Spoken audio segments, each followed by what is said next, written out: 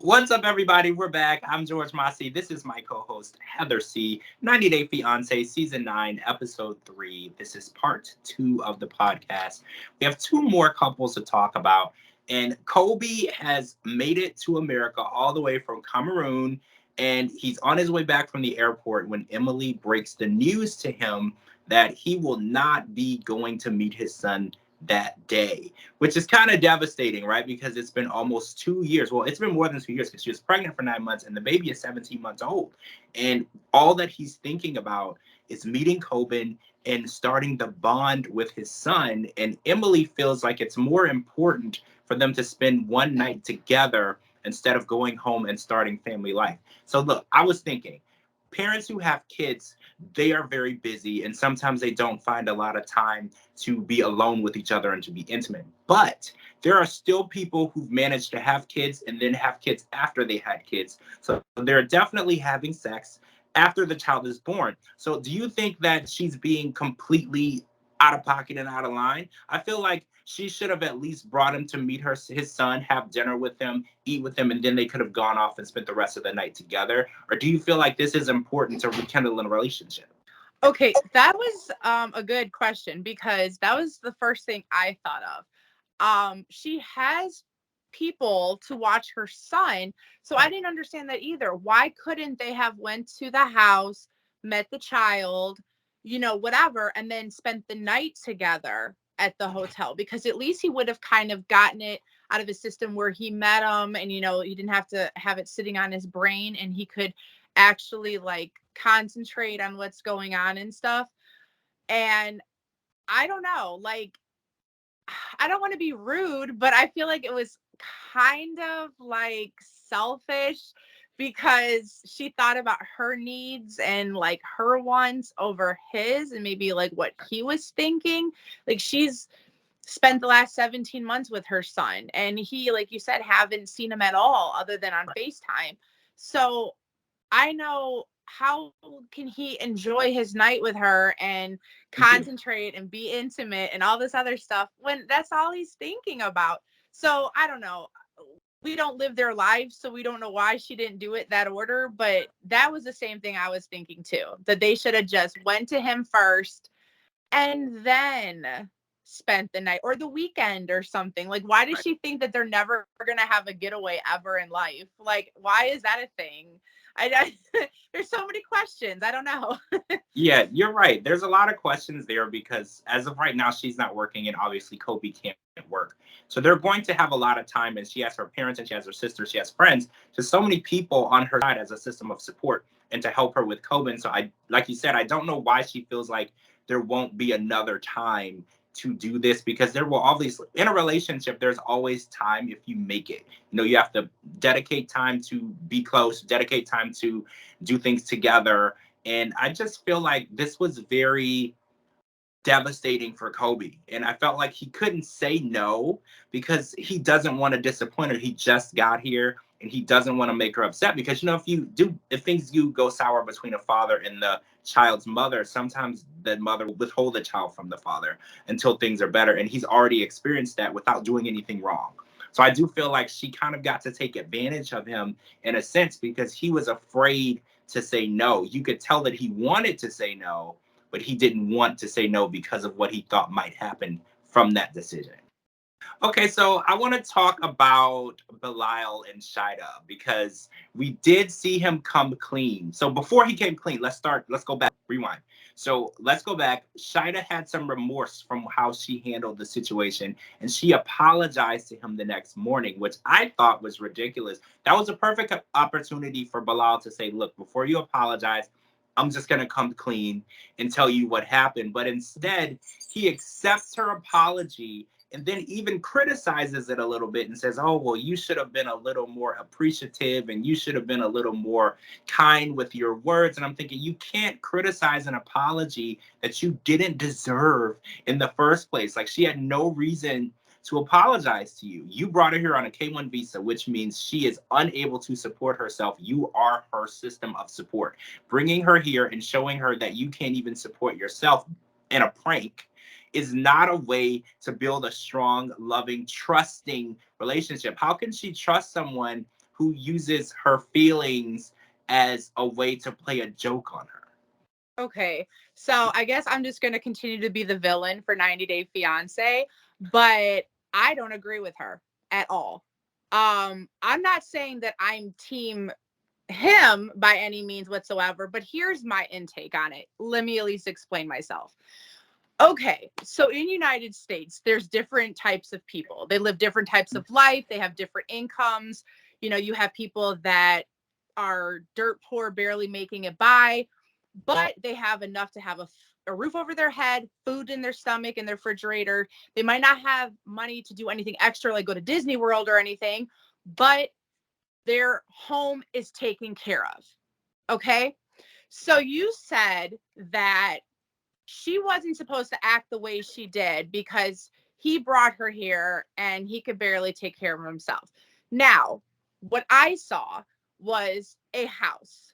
Now, the roof did need, well, not so much the roof, but the ceiling did need some patching up.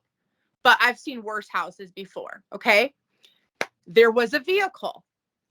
Yes, it was a work vehicle, but he had access to it. So that tells me he has a job, which means he has an income. There was food. He was able to go and buy food for them. He didn't even eat at home. So even poor, he had enough money to bring takeout. So my thing is that, do I think what he did was good? No.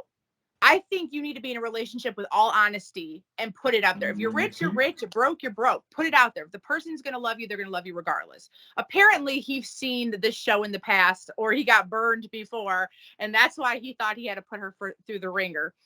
But I do think that she acted out of pocket because she didn't have to be so rude. Even if she lived a better lifestyle in her country versus here, why are you going to go and insult people? There's nicer ways of saying it. So yeah, she did have to apologize because it was rude and his feelings were hurt. Pick me, pick me. Okay, so he went to her country, Trinidad, and he was wearing tailored suits and Louis Vuitton luggage and designer sunglasses, and she felt deceived. She wasn't saying that she didn't accept and love him how he was, but she felt that she was brought there under deception. Like, she never said that if that was his house, she wouldn't have gotten on the plane. She said that when I asked him for pictures of his house, he said no. When I asked him for pictures of his car, he said no. And she said, when I got here, this seems like he brought me here to believe something that wasn't true. And in her mind, she had never seen the new house yet. She thought that this man was buying Louis Vuitton luggage and tailored suits, but living in this dilapidated home. So that was fearful of her, because the only thing that she could really do now is go back home, because this is her only source of being supported until she's able to support herself. So I feel like she acted that way out of anger and deception. You know, she felt way because she's being a gold digger. That's why she acted that way, because you can't tell me that he can't support her when he has a job and a roof over his head. Just because it's not in Beverly Hills doesn't mean that she won't be well taken care of. Maybe she feels he can't support her in the lifestyle that he presented to her in Trinidad. That she doesn't know anything about Americans, because all people do is stunt on what they don't have or what they have. We carry around replicas and we buy cars that we can't afford and live paycheck to paycheck. Like, literally, this world is filled with a bunch of frauds and fakes. Like, if he went there, who's to say his stuff was even real? I mean, I know it is, but she don't know that. He could have went on some of these websites, got him a knockoff, carried it to her country, presenting himself like he had all this money. That's what people do. She got lucky and she found a prince at the end. So, I think know. It's a worry because she's going to enter into a marriage with him. And, if someone is in debt when you get married, you assume that debt. And if someone is rich and you get married, sometimes you assume that wealth. And I don't know if she was willing to take that risk just yet. I feel like and maybe she felt like she didn't have that information to make a decision. She felt like when she saw that house, well, this decision was made without me. She had the opportunity to say, this is not the lifestyle that I want. And she felt like he had taken that away from her. Even though it is a lifestyle, when she did see the new home, she literally bowed down to the home. It was beautiful, and her whole demeanor changed, and she was happy. And a lot of people feel like, oh, well, it shows what she really wanted, or this was just a weight lifted off of her shoulders. I know you will not agree, but I feel like maybe she just felt like a sigh of relief. I mean, if she was coming here, she obviously was coming here for two reasons: either a better opportunity at life to do things that she probably couldn't do, or for love, or both. So to me, she was already in the lead, regardless to where they lived. Like, I understand where you're coming from, and I'm not taking away from your opinion at all. Like I said, I don't agree with how he did it, but I'm just saying, like, for her words, thoughts, and opinions to be so harsh compared to when she saw the real house, an apology was needed. She was a little harsh, because if he would have presented that from the get-go, she would have been a whole 360 different. So that's all I'm saying. Like, he could have supported her. He would have loved her regardless. So I don't know. The way that playing games to me is just a waste of time. But like I said, I don't know why people do the things they do. They're both adults. They just need to stop playing games and be honest. So next week, Shida is meeting Bilal's family and his mother, and it looks to be pretty intense. So we're kind of excited to see that scene. And that's it for part 2, guys. Next week, we will find out what is going on with Kira and Guillermo. And also, we're going to see Bilal's mother and Shida interact for the first time.